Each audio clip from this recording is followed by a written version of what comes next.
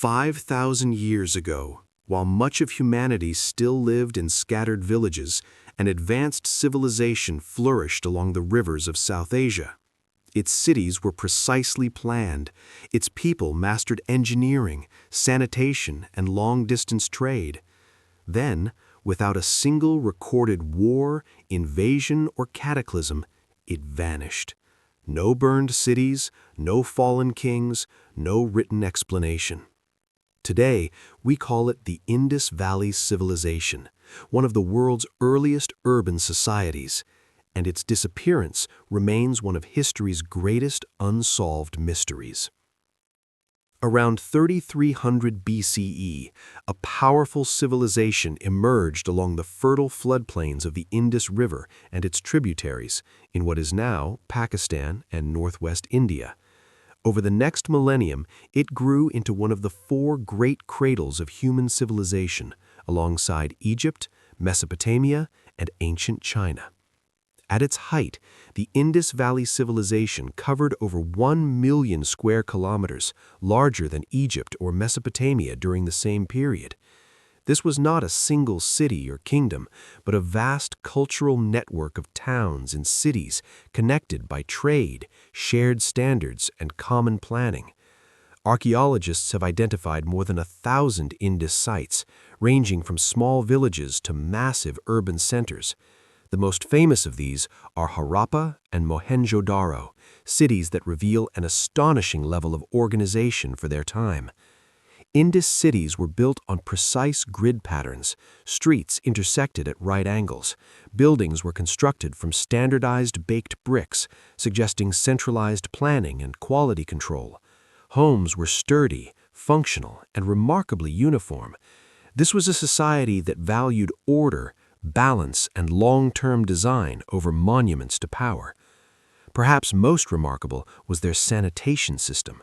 Covered drains ran beneath the streets, carrying wastewater away from homes. Many houses had private bathing areas connected directly to these drains. Wells provided clean water throughout the cities. No other ancient civilization matched this level of urban hygiene. Even today, some modern cities struggle to achieve what the Indus people mastered 5,000 years ago. Life in the Indus Valley was supported by agriculture, craftsmanship, and trade. The people produced pottery, jewelry, tools, and textiles, possibly including the world's earliest cotton. Indus goods have been found as far away as Mesopotamia, proving the existence of long-distance trade networks spanning thousands of kilometers. Despite their sophistication, the Indus people left behind no deciphered written records. Their script, engraved on seals, pottery, and tools, remains undeciphered. Without written history, we are left to interpret their world through artifacts alone. We know how they lived, but not what they believed, how they governed, or how they explained their own existence. Around 1900 BCE, subtle but unmistakable changes began to appear. Large public buildings fell out of use, urban planning became less precise, trade networks weakened. Cities that had thrived for centuries were gradually abandoned, yet there was no sign of sudden destruction, no mass graves, no evidence of invasion. Unlike many ancient civilizations, the Indus Valley shows little evidence of warfare. Weapons are rare, fortifications are minimal. There are no records of conquering armies or violent collapse. This absence makes their disappearance even more puzzling. If no enemy destroyed them, what forced them to leave? Another mystery lies in their leadership. There are no palaces, no royal tombs, no statues of rulers. The Indus Valley appears to have functioned without powerful kings or visible elites. It may have been one of the most socially balanced civilizations of the ancient world, and yet even this stability could not prevent its decline. One of the strongest explanations points to climate change. Scientific studies show that around 2000 BCE, monsoon patterns weakened across the region. Rainfall became less reliable. Rivers began to shrink.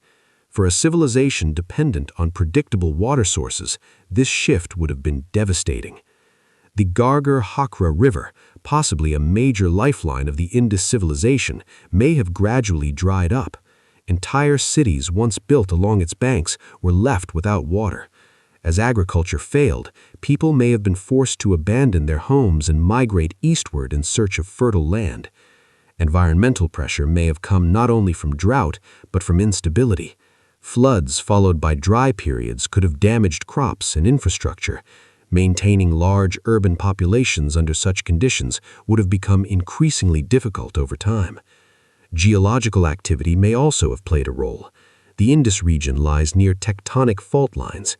Even small shifts in the Earth's crust can redirect rivers. If waterways changed course, cities could be cut off from their most vital resource almost overnight. The Indus economy relied heavily on long-distance trade. Around the same time Indus cities declined, trade networks in Mesopotamia also weakened.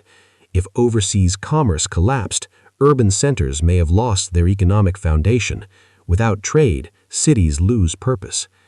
As trade slowed, specialized labor would have disappeared. Artisans, merchants, and planners would no longer be supported. Gradually, urban life would give way to smaller, self-sufficient rural communities. Some scholars suggest disease may have contributed to population decline. Dense cities can spread illness rapidly. However, there is little physical evidence of widespread epidemics, no mass burial sites, no definitive proof. Disease remains a possibility, but not a certainty. A growing number of researchers now believe the Indus civilization did not collapse at all. Instead, it transformed. As conditions changed, people adapted. They moved away from cities and into villages. Urban life faded, but culture continued. Many elements of Indus culture may have survived in later South Asian traditions. Agricultural practices, craftsmanship, and settlement patterns did not disappear. They evolved.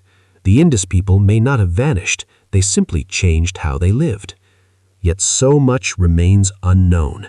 We still cannot read their script. We do not know their myths, their laws, or their worldview. Without their own words, their story is incomplete, told only through ruins and fragments. The Indus Valley challenges our assumptions about history. It shows that advanced societies do not always end in violence. Sometimes they fade quietly, adapting to forces beyond their control. In an age of climate uncertainty today, the Indus story feels strikingly relevant. It reminds us that even the most advanced societies are deeply connected to their environment and vulnerable to its changes. Today, the ruins of Harappa and Mohenjo-daro stand silent beneath the sun. Their streets are empty, their drains are dry, but their legacy endures, etched into the foundations of human civilization. Until new discoveries are made, the Indus Valley remains an open case file, a civilization without kings, without war, without an ending written in fire. One of humanity's greatest achievements rose, flourished, and faded, leaving behind questions that still echo across 5,000 years. This is the vanished civilization of the Indus Valley, and its story is still waiting to be fully understood.